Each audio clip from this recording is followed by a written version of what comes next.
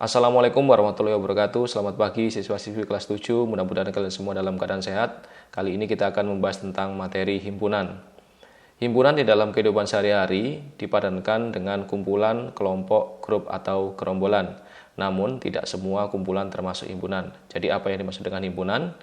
Himpunan adalah kumpulan objek benda yang syarat keanggotaannya didefinisikan dengan jelas. Untuk lebih memahaminya, simaklah beberapa contoh himpunan dan contoh bukan himpunan. Yang merupakan contoh himpunan yang pertama adalah kumpulan siswa yang lahir pada bulan Agustus. Di sini kumpulan ini jelas sekali, yaitu definisi keanggotaannya adalah siswa yang lahirnya harus di bulan Agustus. Jadi nanti yang menjadi anggota adalah siswa yang lahirnya di bulan Agustus, dan siswa yang lahir selain bulan Agustus maka tidak bisa menjadi anggota kumpulan ini. Nah, jika kumpulan didefinisikan dengan jelas semacam ini maka disebut dengan himpunan. Yang kedua adalah kumpulan siswa laki-laki. Kita tahu ya bahwa kita bisa membedakan antara laki-laki dengan bukan laki-laki dengan sangat mudah dan jelas. Jadi kumpulan semacam ini juga disebut sebagai himpunan. Yang ketiga adalah kumpulan nama buah-buahan yang diawali dengan huruf M. Kita tahu ada beberapa macam buah-buahan yang diawali dengan huruf M, misalkan markisah, mangga, dan lain sebagainya. Jadi syarat keanggotaannya jelas, yaitu adalah nama buah yang awalnya huruf M. Kemudian kumpulan binatang yang berkaki dua. Kita juga bisa melihat beberapa binatang memiliki kaki dua, kakinya 4, kemudian 8, dan sebagainya. Jadi di sini jelas untuk menjadi anggota kumpulan ini harus yang memiliki kaki sebanyak 2. Nah, kumpulan semacam ini juga disebut sebagai himpunan. Yang kelima adalah kumpulan negara di Asia Tenggara. Jika kalian belajar IPS, letak wilayah dan sebagainya, terutama bagian-bagian negara yang ada di Asia, itu ada bagian Asia Tenggara, kalian akan mengenal beberapa negara di Asia Tenggara. Nah, di sini jelas dikatakan anggotanya harus negara di Asia Tenggara, seperti Indonesia, Malaysia, Filipina, dan sebagainya. Karena syarat keanggotaannya jelas semacam ini, maka kumpulan ini disebut sebagai himpunan. Kemudian, kumpulan apa yang contohnya bukan termasuk himpunan? Nah, yang bukan himpunan contohnya yang pertama adalah kumpulan anak-anak yang tinggi.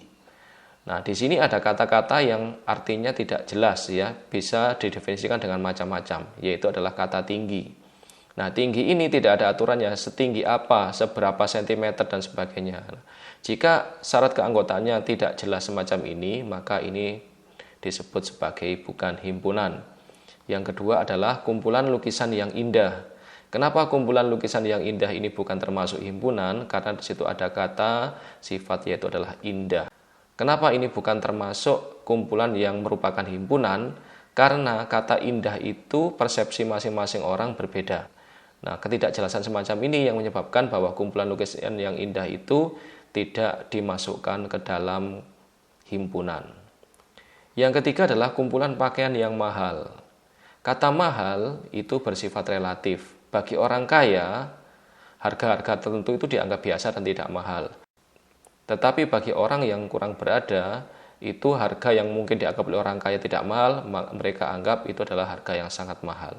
Karena mahal ini bersifat relatif, masing-masing orang berbeda persepsinya, maka kumpulan pakaian yang mahal ini bukan termasuk himpunan. Yang ketiga adalah kumpulan makanan yang lezat.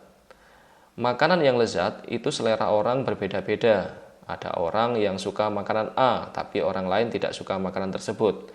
Karena persepsi orang berbeda-beda semacam ini, maka kumpulan semacam ini definisinya kurang jelas. Sehingga kumpulan makanan yang lezat itu bukan termasuk himpunan.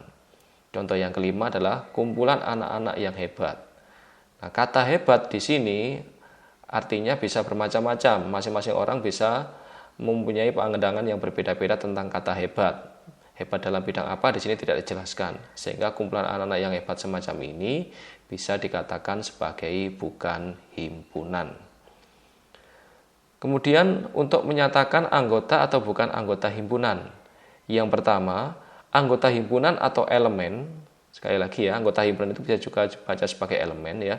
Anggota himpunan atau elemen dinyatakan dengan simbol semacam itu seperti huruf E ya, dibaca elemen.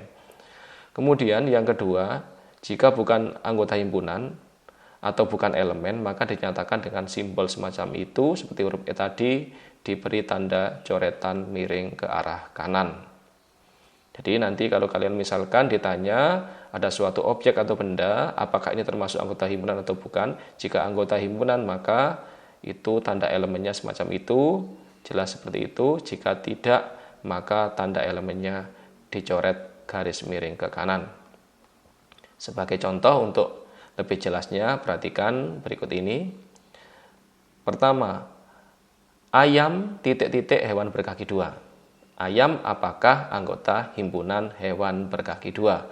Kita tahu bahwa ayam itu memiliki kaki sebanyak dua. Jadi jelas bahwa ayam adalah termasuk anggota kelompok atau anggota himpunan hewan berkaki dua. Maka diberi tanda elemen atau anggota. Dibaca, ayam adalah elemen himpunan hewan berkaki dua. Atau ayam adalah anggota himpunan hewan berkaki dua. Contoh kedua, bayam titik-titik himpunan buah-buahan. Kita tahu bahwa bayam bukan termasuk buah-buahan. Jadi bayam bukan elemen atau bukan anggota himpunan buah-buahan, maka diberi tanda bukan elemen. Berikutnya contoh yang ketiga, 0 apakah anggota bilangan asli?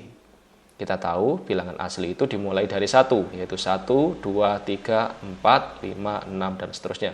Dalam bilangan asli tidak dikenal angka 0, sehingga 0 itu tentunya bukan anggota himpunan bilangan asli, sehingga diberi tanda bukan elemen. Contoh yang keempat adalah 4 titik-titik himpunan bilangan genap. Kita tahu bahwa 4 bisa dibagi 2, setiap bilangan yang habis dibagi 2 maka adalah termasuk anggota bilangan genap. Karena 4 ini habis dibagi 2, maka 4 termasuk anggota himpunan bilangan genap. Maka diberi tanda 4 adalah elemen bilangan genap. Kemudian yang kelima, 7 titik-titik bilangan prima. Saya ingatkan, bilangan prima adalah bilangan asli yang hanya bisa dibagi oleh dirinya sendiri dan 1. Nah, jadi 7 itu hanya bisa dibagi 7 dan hanya bisa dibagi dengan 1. Maka 7 itu termasuk elemen bilangan prima.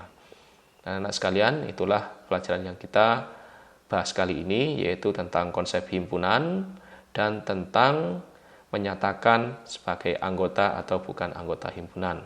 Terima kasih atas perhatiannya, mudah-mudahan ini menjadi ilmu yang bermanfaat. Saya akhiri, Assalamualaikum warahmatullahi wabarakatuh.